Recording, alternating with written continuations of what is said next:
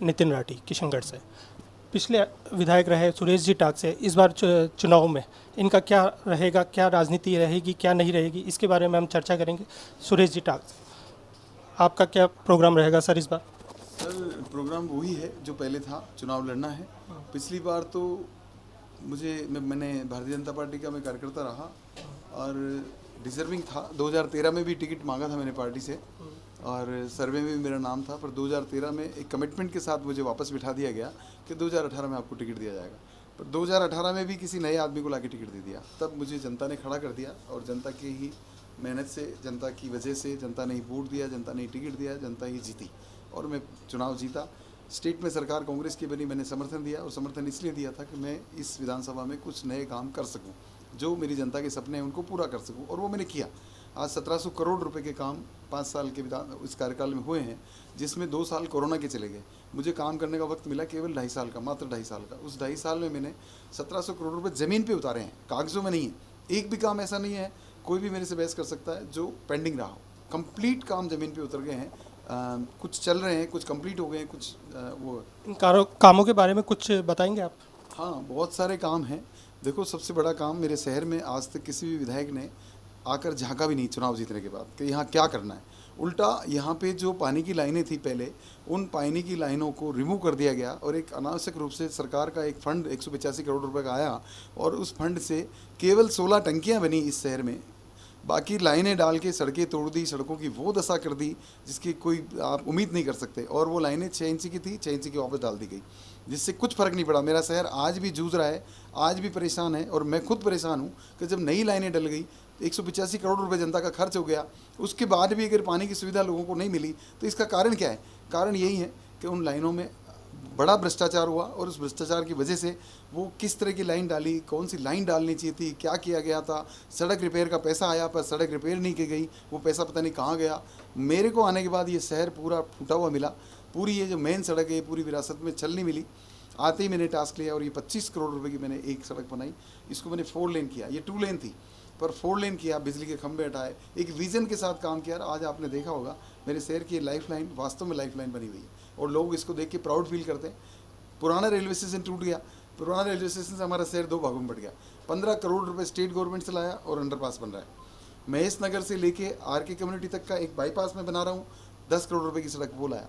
इस शहर में डाक बंगले में आप गार्डन देखिए, कितना शानदार गार्डन बना है। पहले वो डस्टबिन था, वहाँ आज 1000 महिलाएँ, बच्चे, बूढ़े, पुरुष वहाँ पे जिम करते हैं, वहाँ पे योगा करते हैं, घूमने आते हैं। गोंदलाव झील का सौंदर्यीकरण हो रहा है, महाराणा प्रताप सर्कल बन रहा है, हमारा सुमेर सिटी सर्कल बन गया। शहर के ये अनगिनत काम है जो हमने किए और इसके अलावा 30 करोड़ रुपए की सड़कें वार्डों में बनाई है। पहली बार किसी विधायक ने वार्डों में सड़कें बनाई है। आज तक के इतिहास में कभी नहीं हुआ कि किसी विधायक ने वार्डों में सड़कें बनाई। हमने गाँव घर घर जाके, गली गली जाके सड़कें बनाई है मैंने, और बड़ी बड़ी सड़कें तो जो बनी है वही है। गाँव में कोई भी गांव मेरी विधानसभा का अछूता नहीं रहा है मेरे डेवलपमेंट से, मेरी सरकार जिसका मैंने सहयोग किया उसके डेवलपमेंट से। और चाहे वो हाईवे हो किशनगढ़ से मालपुरा का, चाहे वो अराई से सरवाड़ का 2 हाईवे, 550 करोड़ रुपए के 2 हाईवे। इसके अलावा अनगिनत सड़कें, अनगिनत काम, अनगिनत। आज अराई को मैंने कस्बा था उसको शहर बना दिया। अब वहाँ कृषि मंडी आ गई, वहाँ जनरल मजिस्ट्रेट का कार्यालय आ गया, SDM हो गया, DYSP का ऑफिस हो गया, कॉलेज हो गई, अम्बेडकर भवन आ गया, ITI आ गया, ITI का भवन बन गया, SDM का ऑफिस बन गया, कृषि मंडी आ गई नई, वहाँ पे रोडेज का बस स्टैंड आ गया नया। वहाँ क्या नया नहीं हुआ? इतना नया, इतना कुछ बदला है वहाँ पे कि लोग कल्पना नहीं से। बोरड़ा जैसे गांव में अगर मैं कॉलेज खुलवा सकता हूँ तो इससे बड़ा कोई काम नहीं हो सकता है। बोरड़ा कभी कल्पना भी नहीं कर सकता आगे आने वाले 15 साल में भी कि वहाँ कॉलेज खुल सकता है क्या। आप बच्चियों के चेहरे देखिए, वहाँ अपने आप खिले पड़े हैं कि आज हमें शिक्षा के लिए जगह मिली है।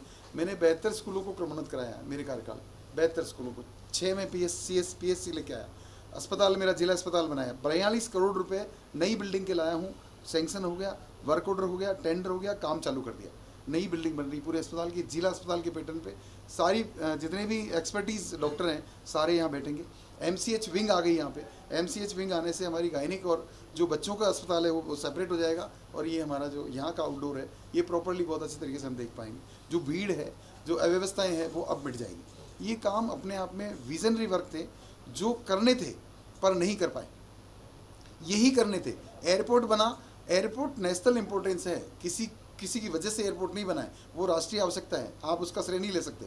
ये किशनगढ़ बहुत समझदार है, अच्छी तरह जानता है। किशनगढ़ को अच्छी सड़कों की ज़रूरत है, अच्छे स्कूलों की ज़रूरत है, अच्छे कॉलेजेस की ज़रूरत है। आज यहाँ पे गर्ल्स कॉलेज आ गया, ये किसी ने कोशिश करी क्या गर्ल्स कॉलेज की? और अगली बार मैं वादा करता हूँ इस बात का, अगली बार यहाँ पे जो कॉलेज है हमारा, इसका नर्सिंग कॉलेज है, उसको लाने का प्रयास करूँगा, बीएड कॉलेज लाने का प्रयास करूँगा, ताकि हमारे यहाँ जो बेरोज़गार बच्चे हैं उनको रोज़गार मिलने के लिए एक प्रशिक्षण प्राप्त हो। ये ज़रूरी चीज़ें हैं, हमने उस तरफ ध्यान नहीं दिया। यहाँ स्टेडियम नहीं है, एक स्टेडियम खड़ा कर रखा है, उस पर खेल रहे हैं, किसी भी काम का नहीं हो, उस पर डेवलपमेंट करना चाहिए। यहाँ नगर परिषद है, कोई ध्यान नहीं दे रहा है, केवल एक ध्यान रखा जा रहा है, सुरेश टाक काम कर रहा है, उस काम को रोका जाए। मैं विजनरी वर्क करता हूँ और जनता सारे काम को समझ रही है। आप जाके आप इंटरव्यू लीजिए, बात करिए जनता से, आपका सारा रिजल्ट पता लग जाएगा। चुनाव में लड़ूंगा, हर हाल में लड़ूंगा, क्योंकि मैंने मेहनत की है 5 साल तक और लोगों के दिल में जगह बनाई। तो क्या इस बार भी चुनाव आप निर्दलीय ही लड़ेंगे या? मानस पहले से ही था, बिल्कुल तय था। टिकट तो मुझे शायद कांग्रेस वाले देने को तैयार थे, लेकिन मैं टिकट के लिए मैंने मना कर दिया था। मैं टिकट से चुनाव नहीं लड़ूंगा। मेरा टिकट मेरी जनता के पास है, मेरा टिकट मेरी जनता ने तय कर रखा है, तो मुझे किसी से टिकट लेने की आवश्यकता ही नहीं। जनता टिकट देगी और जिनको टिकट मिला उनको भी वोट जनता ही करेगी साहब, तभी जीत पाएंगे वो। तो मैं क्यों किसी के पास जाऊँ? जब वोट जनता को करना है तो टिकट जनता का मेरे पास है और वोट वो दे देंगे अपने आप। अपने टिकट को कौन हराएगा? जब जनता का खुद का टिकट है तो कोई हराने वाला नहीं। और पूरा मूड है किशनगढ़ का, बहुत अच्छे से मूड में है। और मैं ये चाहता हूँ कि 5 साल का एक कार्यकाल मिले, जिसमें बहुत सारे अधूरे सपने हैं इस शहर को लेके, बहुत सारी कमियां हैं जिनको पूरा करना है। इस शहर को बहुत बड़ी आवश्यकताएं हैं अभी, जिनको मैं पूरा करूँगा। आप बीजेपी पृष्ठभूमि से रहे हैं पहले, तो क्या बीजेपी ने इस बार आपको शामिल करने या आपको टिकट देने के लिए आपके पास किसी तरह से कोई संपर्क किया था? सर, कोई संपर्क नहीं हुआ मेरे से। मैं आपको एक बहुत बड़ी बात बता रहा हूँ। 2003 में इसी व्यक्ति को टिकट मिला, 2008 में इसी व्यक्ति को टिकट मिला, 2013 में इसी व्यक्ति को टिकट मिला, 2019 में इन्हीं को सांसद बना दिया गया और 2023 में भी ये टिकट लेके आ गया। और कोई चेहरा नहीं है बीजेपी में, और कोई काम ही नहीं करता है। मैं जीता हुआ विधायक हूँ, विचार परिवार से जुड़ा हुआ व्यक्ति हूँ। आप पार्टी अगर सबको इग्नोर करेगी तो ये कुनबा छोटा नहीं हो जाएगा, ये परिवार छोटा नहीं रह जाएगा। आज कितना विरोध है, मैं गारंटी के साथ कहता हूँ आपको, आज अगर ये जीत के आ जाए मैं राजनीति छोड़ दूंगा। और एक ये सभापति साहब से, सभापति जी आपके इस बार नगर दिनेश सिंह जी राठौड़, आपसे कई बार टकराव की बातें आई है सामने, इस बारे में आप क्या कहें? सर, कोई टकराव किसी की वजह से था, हमारा आपस में कोई कुछ भी नहीं था। बस किसी ने इनको चला दिया और ये चढ़े हुए रहे। इनको आज हकीकत पता लग गई है, इनको भी सपने दिखाए गए कि आपको विधायक का टिकट दिलाऊंगा, आप सुरेश टांक से अनबन रखो, सुरेश टांक से अनबन रखो। और वो नतीजा आज उनके सामने आ गया। उनको भी अपने पता लग गई कि मुझे यूज़ किया गया, और असल में यहाँ के सभापति दिनेश सिंह जी को यूज़ किया गया है और उनको यूज़ करके आज उनको एक साइड में बिठा दिया, टिकट लेके खुद आ गए। आप भागीरथ चौधरी जो इस बार एमएलए का टिकट लेके आए हैं, ये 2003, 2008 और 2013 में भी 2 बार एमएलए ले चुके हैं, 1 बार सांसद रह चुके हैं, तो पुराने राजनीतिज्ञ इनको माना जाता है। तो इनका सामना करने में आपको कोई तकलीफ वगैरह या किसी तरह से कुछ? सर, जनता जब साथ खड़ी हो तो मुझे नहीं लगता कि कोई तकलीफ हो सकती है। जनता ने पूरा मन बना रखा है और जनता ने पूरा मूड बना रखा है। जनता को मैंने बताया है विधायक के मायने क्या होते हैं। जनता को इस बार पता लगा है विधायक क्या होता है, कितना काम कर सकता है, कितना जनता की बात को सुन सकता है। तो इस बार जनता की समझ आ गया कि विधायक तो कुछ भी कर सकता है अगर चाहे तो। इस बार उनको महसूस हुआ है, तो शायद जनता का मन है और मैं उम्मीद करूँगा कि 3 दिसंबर को जब रिजल्ट आएगा सब चीज़ें सामने आ जाएंगी। तो आपका चुनाव चिन्ह पहले चलता हुआ ट्रैक्टर के चलता हुआ किसान जो था, वही उम्मीद रखते हैं आप या क्या? क्योंकि प्रचार भी आपके सोशल मीडिया पे जानने में आया है कि ट्रैक्टर के हिसाब से ही चल रहा है, तो इस बारे में? नहीं, एक्चुअली ये जन भावनाएं हैं, पर ये चीज़ें संभव नहीं है। निर्वाचन आयोग ये चीज़ें तय करता है क्या सिंबल आते हैं और वो सिंबल किस तरह से मिलते हैं, अल्फ़ाबेटिकली मिलेंगे। मैं इंडिपेंडेंट हूँ, मैं श्योर तो नहीं हूँ, पर देखो ईश्वर की कृपा मानूंगा अगर ऐसा होगा तो। नहीं तो आपके पहले 2018 के अंदर जो विपक्ष प्रत्याशी रहे थे इनका विकास चौधरी, इस बार उनको टिकट नहीं, उनका भी टिकट काटा गया है, वो उसके बारे में आप? सर, ये गलत हुआ है।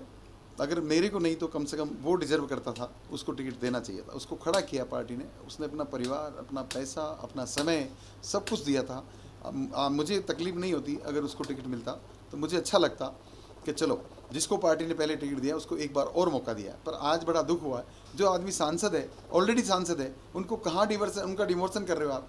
वो वापस नीचे आ रहे हैं, आप विधायक क्यों बना रहे हो? वो 3 बार चुनाव लड़ चुके हैं, तो उसके बाद आवश्यकता कहाँ पड़ी है? और बहुत सी लोग हैं जिनको तैयार करना है। नई खेप तैयार कैसे होगी?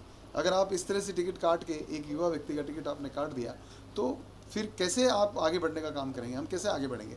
अब वो जिस व्यक्ति ने पूरे 5 साल मेहनत करी है, मैं भी जानता हूँ, मैं बिल्कुल, भले ही मेरा पॉलिटिकल रूप से वो प्रतिद्वंदी है, पर सच बात को कहना चाहिए, और सच बात को मैं ठोक के कहता हूँ, 100% ठोक के कहता हूँ। बिल्कुल अन्याय हुआ उसके साथ, 100% अन्याय हुआ है। उसका टिकट बनता था, वो डिजर्विंग था, या मैं था या वो था।